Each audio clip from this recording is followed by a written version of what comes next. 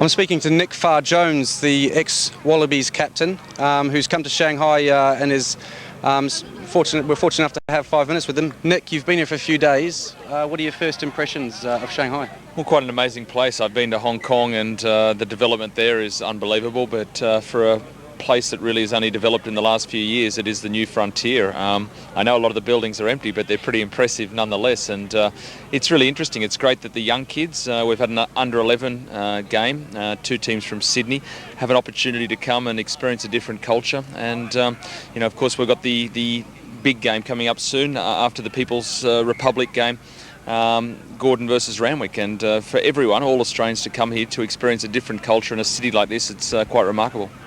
In terms of the first game here, we're watching the national side against the local Shanghai hairy crab side.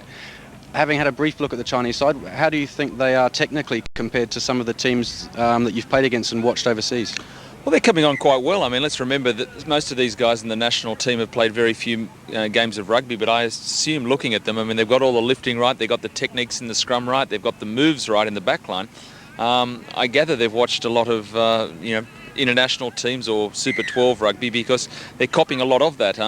The good thing about the People's Republic team is that they're now bringing in some international help as far as coaches are concerned, and it's showing up in their technique. I mean, they're certainly fit, they're enthusiastic, and they've got some technique. So, things are looking good for this team. The Japanese have really developed rugby over the last 10 years and have brought in a lot of international help. Should the Chinese administration and should the Chinese players be looking to Japan for some leadership?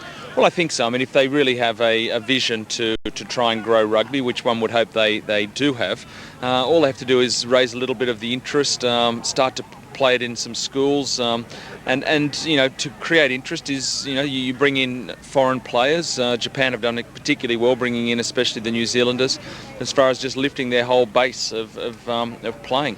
And if China are serious about it, they could certainly do far worse than bringing in a couple of even washed up players like myself, not so much to play, but just to give them a bit of guidance.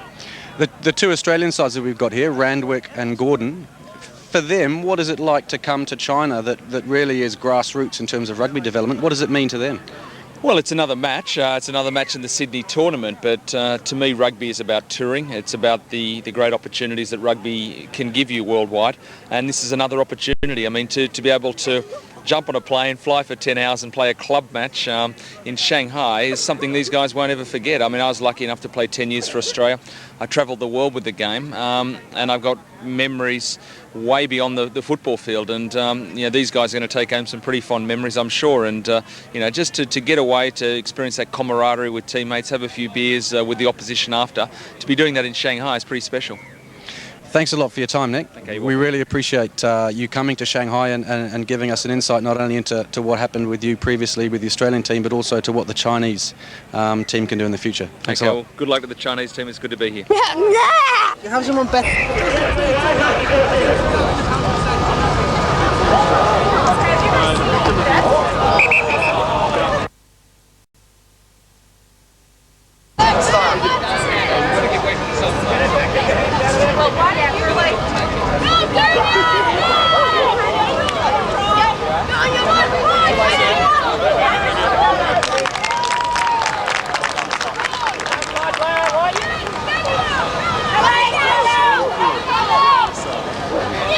Sometimes pretty cool anyway. 将在来自澳大利亚的2支青年橄榄球队举行。他们将向我们显示澳大利亚少年级如何打橄榄球的。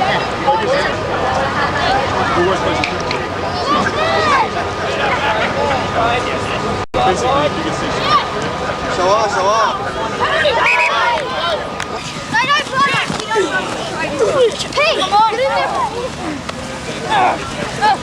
Get out of it, Peter. Get out of it. Come around. You're offside. Get out of it. Get it back, Blue.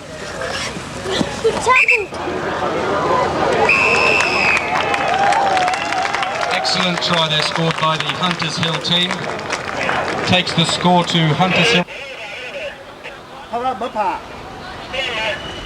咁啊，燒。喂，唔好介我啦。這些聽得清的嘛？啊。Get out of it.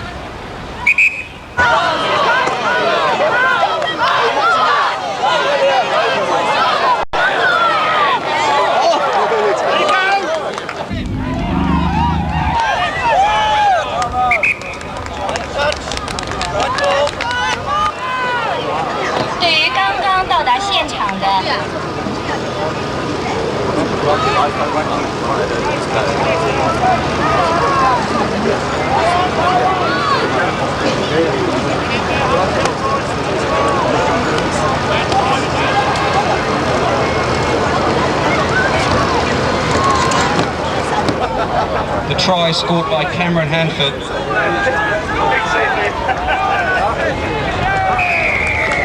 Another try there to Hunt. Tom, we'll put you on the wing as well. Where's one of the... Want Gatorade?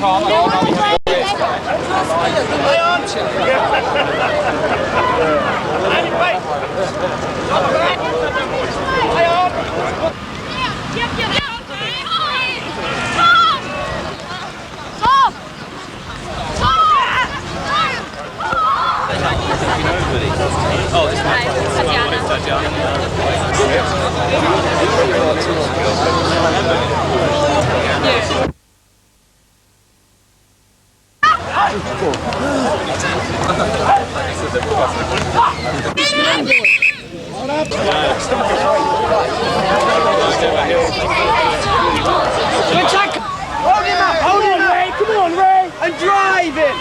And drive him!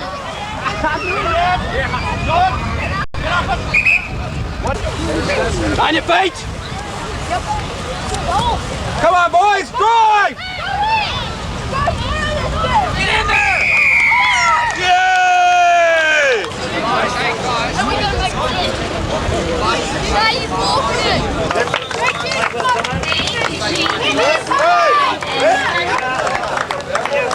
Okay. Game's on that. More half a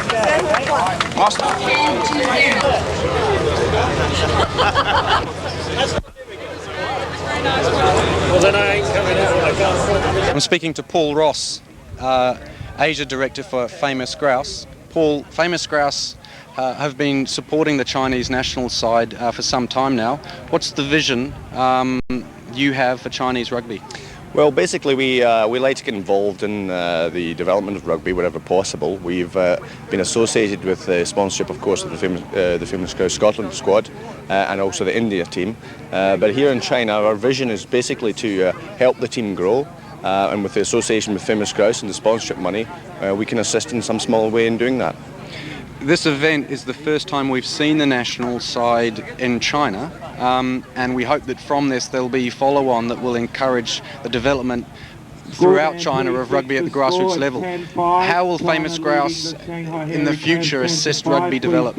Well, what we've done is just this week we've agreed to hire a player development officer for the China team, and we will sponsor that individual for the next 12 months. We will assist in bringing people from Scotland naturally, where we have an association with the Famous Grouse Scotland squad, and any opportunity to bring teams like Singapore, Israel, Sri Lanka here, we will assist the China team in any way possible. How is the Chinese rugby structured in the moment? A lot of viewers outside of China probably don't have any idea as to what rugby consists of here. Can you tell us a little bit about what are the teams here, or what are the China national side is made up of? Well, basically there's probably something like 30 teams throughout China working. They play for universities, for the PLA, and these teams have maybe a pool of players of about 30 people individually. So in terms of the actual size of rugby here, it's very much in the development phase. But from those 30 teams, we've managed to pull together quite an interesting squad. And Famous Grouse have been very happy with the way China played in the Hong Kong Sevens.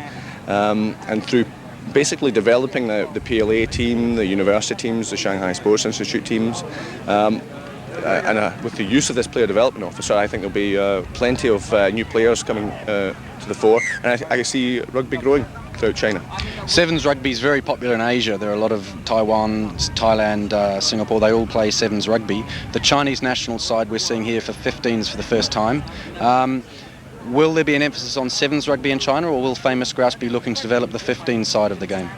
Basically, Famous Grouse is happy with anything that helps develop the China team. If that means that the Sevens are going to be part of that development, then we're very supportive of that. Anything that is good for the game is good for us. However, I suspect 15s is probably the way forward. We want the China team to be classed as a major international team for the future, maybe 5-6 years' time. And to do that, they have to develop a proper 15s team. I know you're very interested in getting back to the game, so thanks a lot for your time, Paul, and hopefully we'll speak again later. Thank you very much. Thanks. Cheers.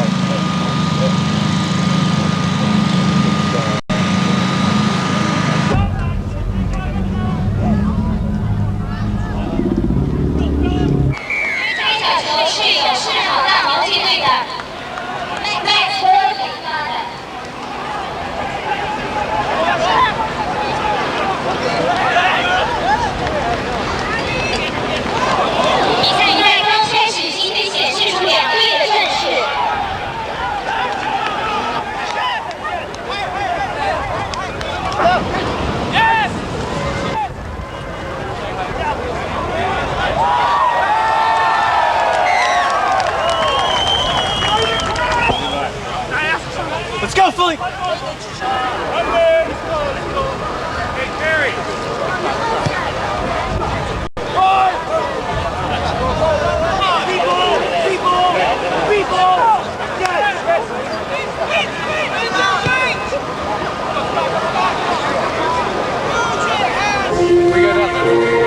Get it, Neil? Hello, boy.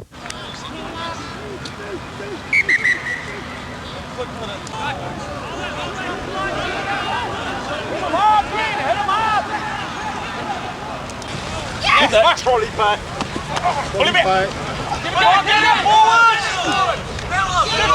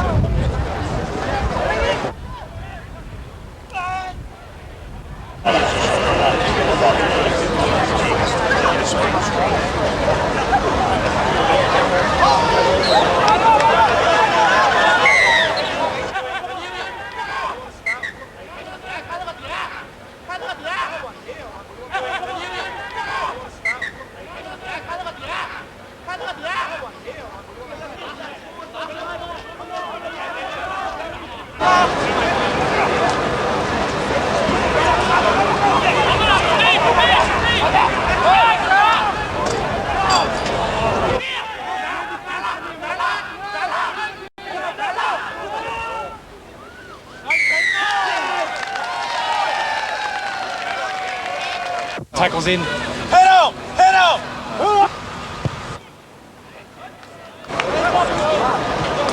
Conversion.